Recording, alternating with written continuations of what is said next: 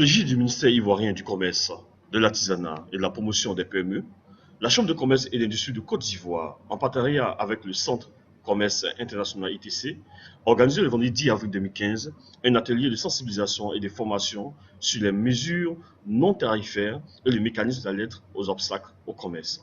Cette activité, qui a réuni les opérateurs économiques et les représentants d'organismes publics, a été une occasion de comparer les mesures non tarifaires des pays de la sous-région, mais aussi d'évaluer l'état d'avancement du MAOC, entendez, mécanisme d'alerte aux obstacles au commerce. Rappelons que le MAOC est destiné à permettre aux entreprises d'alerter les autorités compétentes sur les obstacles qu'elles rencontrent à l'importation ou à l'exportation de leurs produits, afin de permettre aux institutions d'appui au commerce IAC et aux autorités publiques de disposer d'informations détaillées sur les entraves au commerce et apporter des solutions idoines. À notre micro, M. Yao Germain, directeur des études à la Chambre de commerce et d'industrie de Côte d'Ivoire. Le MAOC est le mécanisme d'alerte aux obstacles au commerce qui a été mis sur pied par le ministère du Commerce en collaboration avec ITC. ITC, c'est le Centre de commerce international.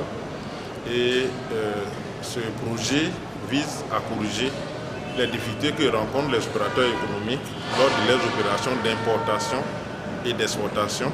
Une étude menée en 2012 par le BNET a montré qu'il existe ce que nous avons appelé les MNT, c'est-à-dire les mesures non tarifaires qui entravent le commerce entre la Côte d'Ivoire et ses partenaires étrangers.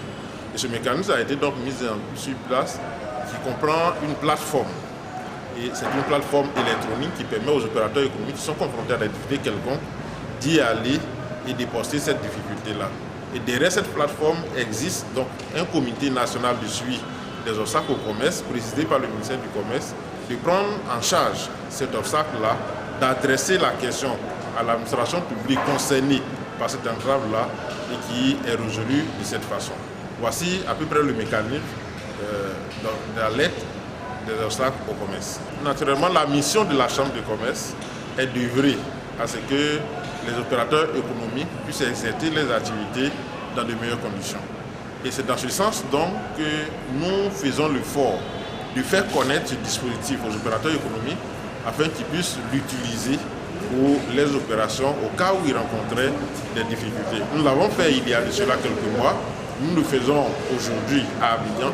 Nous comptons le faire dans les mois et semaines à venir à l'intérieur du pays, notamment à Boaké, à San Pedro, dans les grandes villes où l'activité internationale est importante. Voici le dispositif vraiment que la Chambre met en place.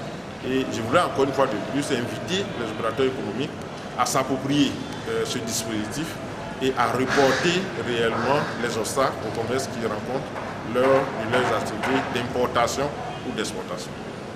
Au-delà de son intérêt dans le développement des affaires, cette plateforme est un indicateur des bonnes pratiques en matière de commerce et peut contribuer à améliorer l'environnement des affaires en Côte d'Ivoire et surtout la compétitivité des entreprises. À notre micro, M. Stéphane Akangui, conseiller technique au ministère de l'Intégration africaine et des Ivoiriens de l'étranger. Pour nous, ministère de l'Intégration, c'est important de pouvoir nous appuyer sur un mécanisme qui permet à ces opérateurs de reporter en temps réel les difficultés qu'ils rencontrent, que ces difficultés soient en Côte d'Ivoire ou que ces difficultés soient dans un pays de la région.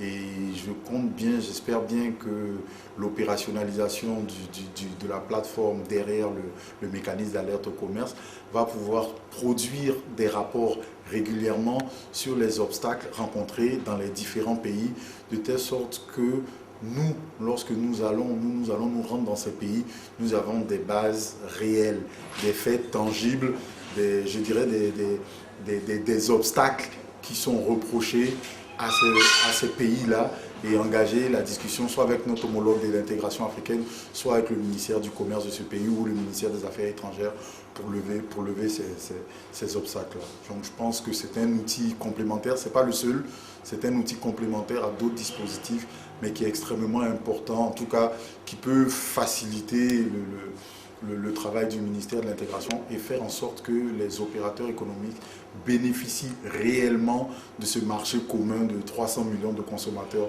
dont on parle si souvent.